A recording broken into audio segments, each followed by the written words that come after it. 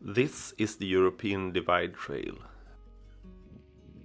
a newly created bikepacking route that is the longest off-road bikepacking route in the world. It's an epic crossing of Europe, traversing 9 countries by using a collection of endless dirt roads, single track and traffic-free roads. So far only 32 riders have officially completed the whole route.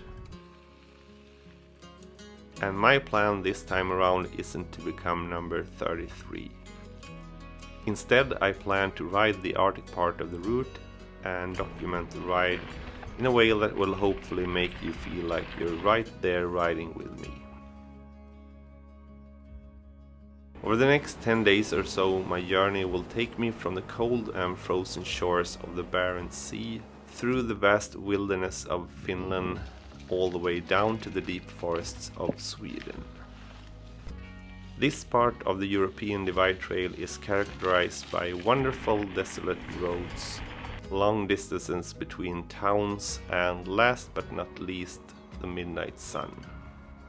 It will allow me to ride my bike long into the night and experience the region in a whole different way, since the only ones active during this time of the day are reindeer, foxes, and the odd cyclist trying to make that extra little bit of distance at the end of a long day.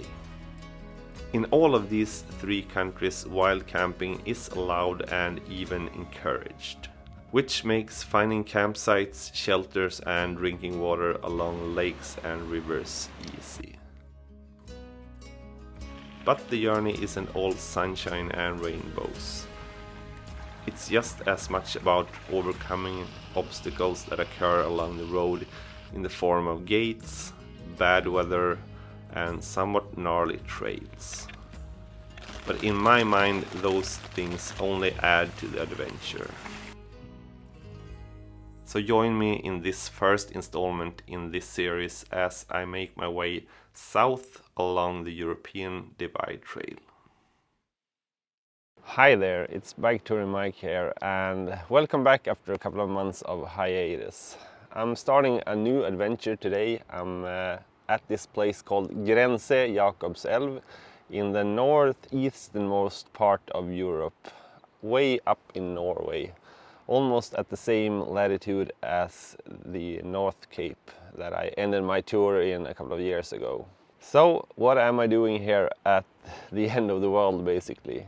Well, I'm starting my tour along the European Divide Trail, and the starting point for that is here in northern Norway, and it goes all the way down to southern Portugal. It's about 7,600 kilometers long, but I'm only doing a section of the trail, and I'm planning to do the Arctic part of the EDT. So over the next 10 days or so, I plan to make it down to the Arctic Circle in Sweden somewhere. So I actually started cycling yesterday. I landed in the nearby town of Kirkenes and rode the 60 kilometers over here. So I landed at Kirkenes airport at around 9 p.m. in the evening, and after watching the returning flight leaving the airport, I found myself reassembling my bike at the deserted airport before rolling onto the almost as deserted roads at 10 p.m. in the evening. In almost every other part of the world, this would mean that I would have to put on my bike lights in order to ride through the night. But since this was well above the Arctic Circle and late June, the midnight sun would help me guide my way through the night. I saw this as an unique opportunity to be able to ride under the midnight sun. A thing I've only been able to do a couple of times before in my life. And man, did it pay off.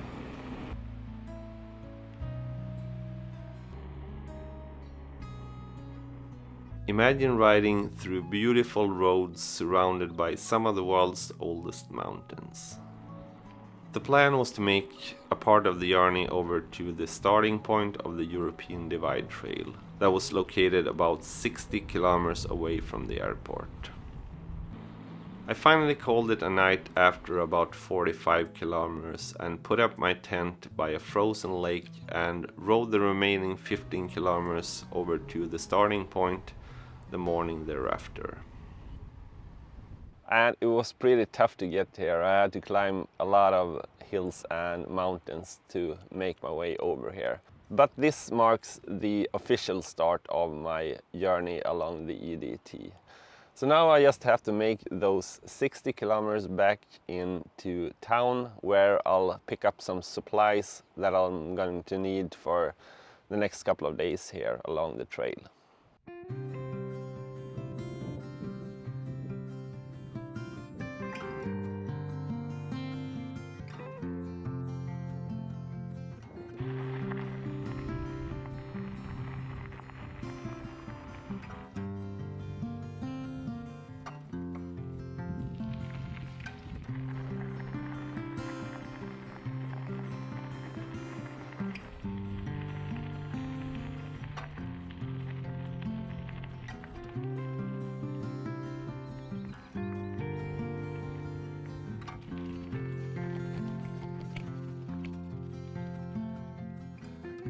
So this place, Grense Jakobselv, isn't really a town, it's more a place that marks the end of the road for Western Europe.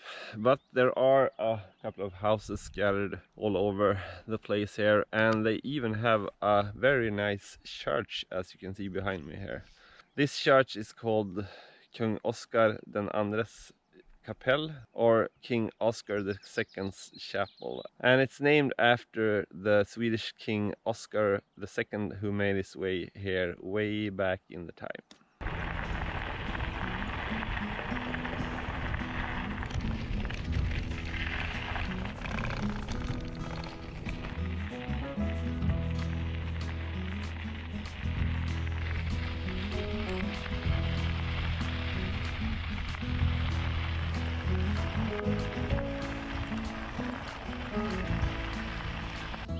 So the name Grense Jakobselv basically means Grense is border in English and Elv is river. So what you're seeing behind me here is the border. That's basically this small river that goes between Norway and Russia on the other side. So in basically 20 meters or so over there is Russia, and the river gets even more narrow as we go along it up here. And with the tensions between Russia and Western Europe, this place is a pretty interesting place to visit at the moment.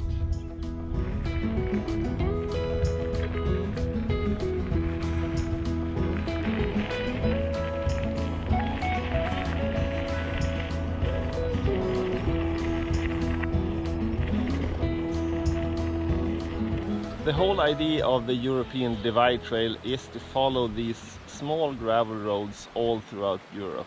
But as you can see behind me, I'm already hitting some paved roads. And after the first 10 kilometers on the trail, basically the next 250 kilometers is gonna be on paved roads.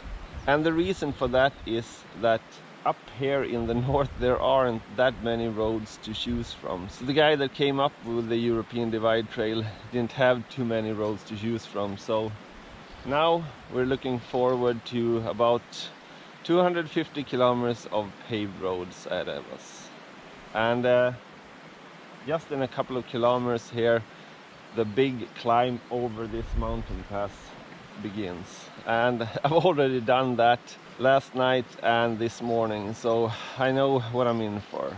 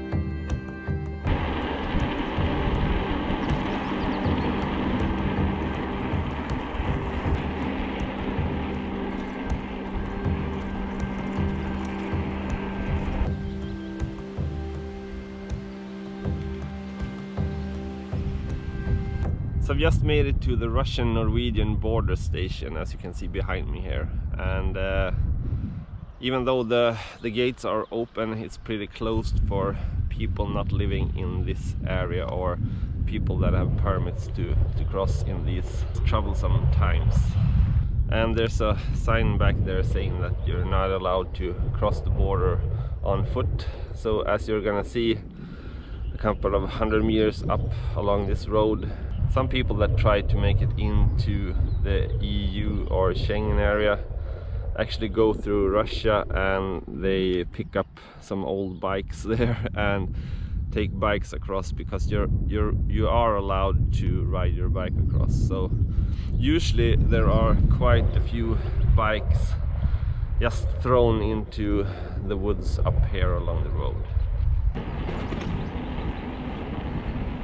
And the road that we're following right now, the E6, that's one of Europe's main highways, and it starts up here in Kirkenes and goes all the way down to Greece.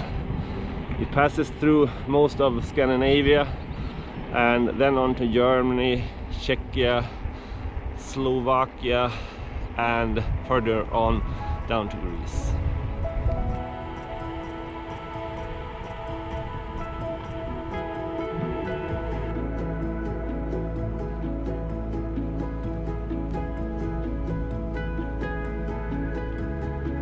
Just made a little detour to Kirkenes, the city center here, to pick up some gas for my stove.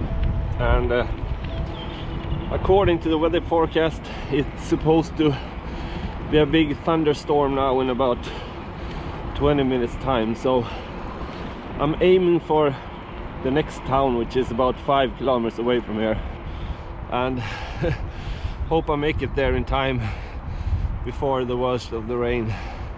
And then I'll try to see if I can find a supermarket or something to pick up some food for later on while I wait out the rain.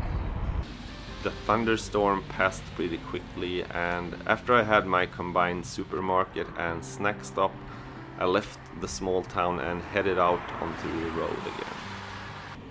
So one might imagine having to ride on the highway might not be the most fun start to an adventure like this, but it was the total opposite. Wonderful views along the way, and the traffic was pretty chill as well. There aren't that many people living up here, and the number of tourists that find their way up to this corner of the world are pretty few and far between. Most people go to either North Cap or the Lofoten Islands instead.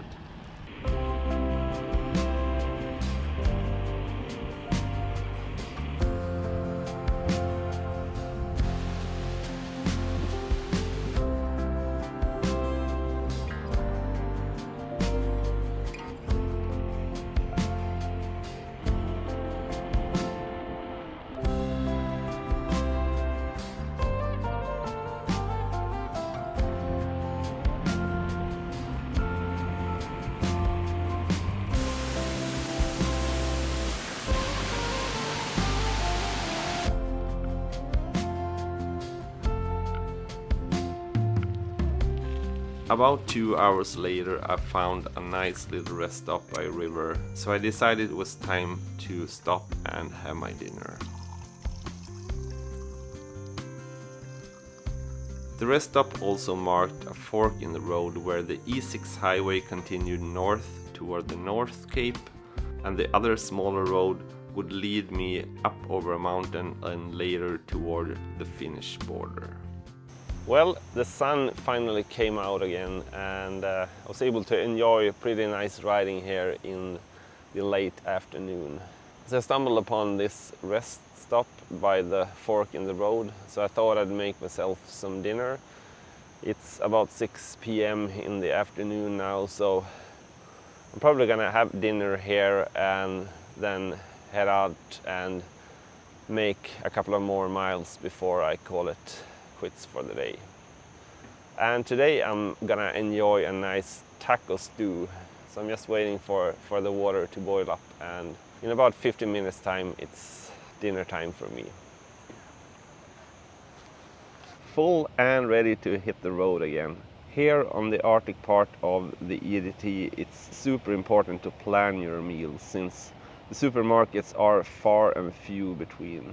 So after leaving Kirkenes, the next major town is about 200 kilometers away, and the only supermarket that seems to be open is in a couple of hours away from here. So I basically have half of a bag just with foods that I'm ready for these kind of situations as I go along the EDT. I think I have like 5 of these freeze-dried meals. That might be overdoing it a bit, but I rather have food at the end of the day than be left without. So probably I'm gonna look at eating at a restaurant or so as I pass through bigger towns. But on evenings like this one, a freeze-dried meal will have to do. So I'm about 100 kilometers from the start of the EDT. I made a 10-kilometer detour into Kirkenes, and I also rode about 15 kilometers in the morning, and that makes it a total of 115 kilometers. It's about 7 o'clock in the evening right now, and as you can see, it's pretty light still outside, so I'm probably gonna go on for an hour or two before I finally hit camp for the evening.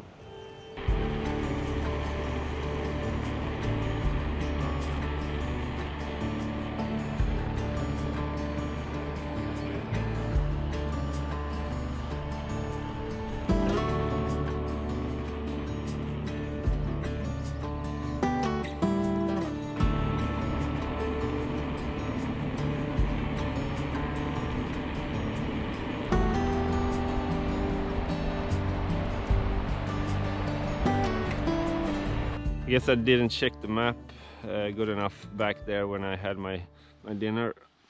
I'm approaching the Swedish. I'm approaching the Finnish-Norwegian border here, just in a couple of 100 meters or so. But I saw a pretty worrisome sign back there that said that you're not allowed to pass the border after 7 p.m. in the evening, and the next available time slot is 10 o'clock in the morning, so I'm keeping my fingers crossed that I'm able to pass through here without any problems. I'm probably not going to go that far anyway, but it would be nice to be able to cross off Norway in the first day here. So this is the border here, and it looks like it's open, so hopefully I'm able to go through here.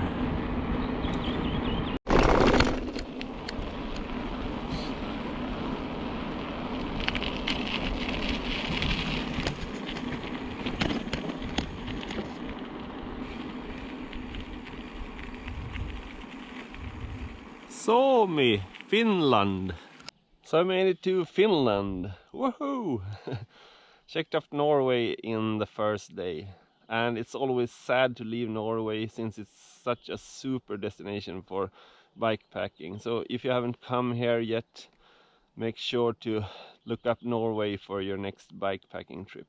Well, Finland is basically the total opposite of Norway. Norway is hilly all the time, and Finland is super flat, at least the parts that I've visited before, the sort of southern parts. I think it's going to be a bit hilly here in the beginning, but as we make it further down, it's going to be very flat. But what I'm not looking forward to when I go into Finland here is to meet their national bird, the mosquito. I've been pretty lucky with mosquitoes so far. In Norway you always have a sort of a breeze coming from the ocean, so there aren't that many mosquitoes. But even though we're just in the last couple of days of May here, I still believe that it's gonna be some mosquitoes anyway, cycling through the woods of Finland here. One other detail I forgot to mention is that Finland is actually another time zone compared to Sweden and Norway. So my Garmin says that it's 8:30 right now, so probably in a couple of minutes it should be switched over to Finnish time. So it's actually 9:30 in the evening right now. But I guess time on a clock is just a number. And we also have some Finnish friends greeting us as I come into Finland here. I'm guessing we're gonna see a lot of these guys as well.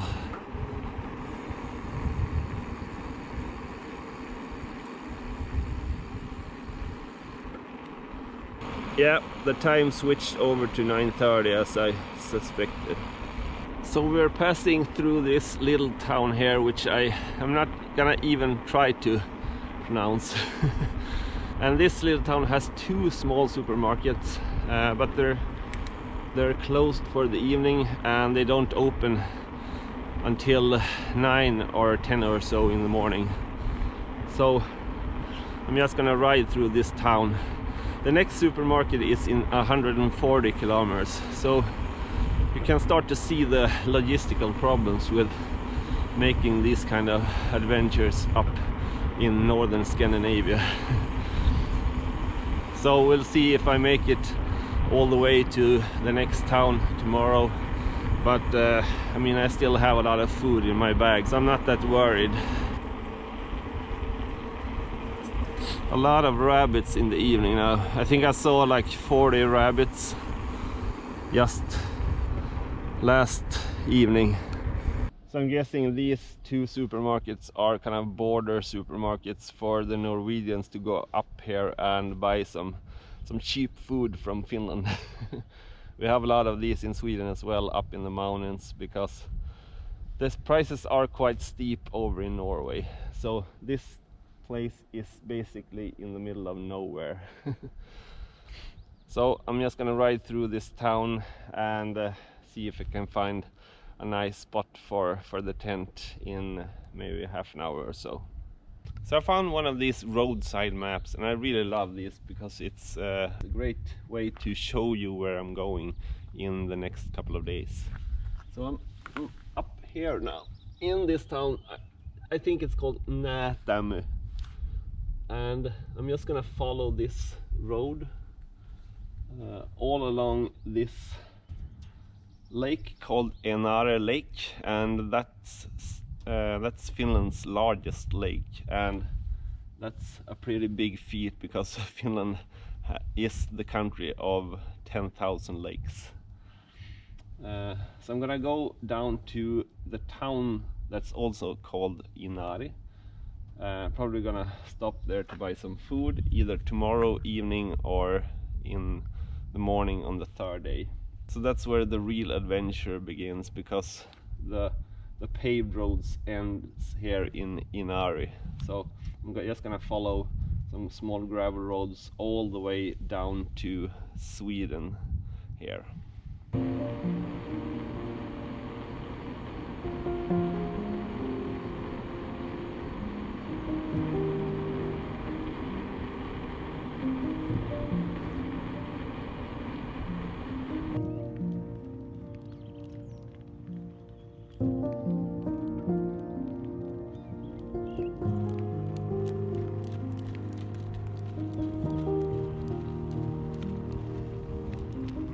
Okay, I lied, so sue me.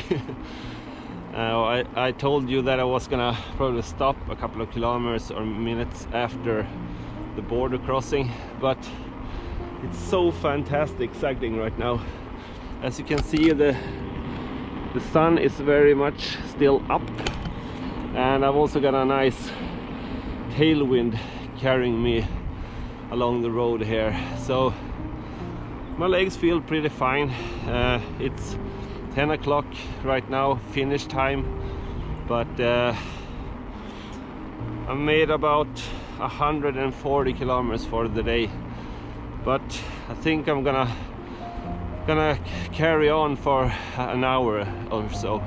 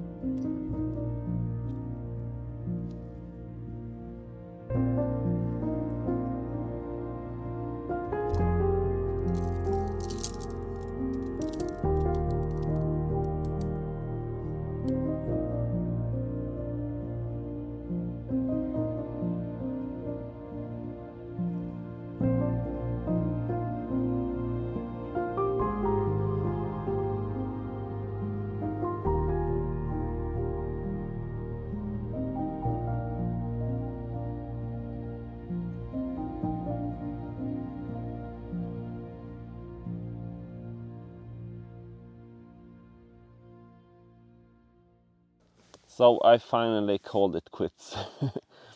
I found this decent place here. This whole area is characterized by these big boulders. Finding a flat spot wasn't that easy. If I would have gone maybe 10 or 20 kilometers further on, there are some nice lakes to camp around, but I mean I had gone like for 150 kilometers for today, so I'm pretty satisfied with the day. Now it's about 11 or just after in the evening here, but in Norwegian times, which my mind is still set on, it's about 10 o'clock in the evening. And as you can see, I'm sitting outside, or almost, my tent. There are hardly any mosquitoes so far. Fingers crossed, I'm not jinxing anything right now.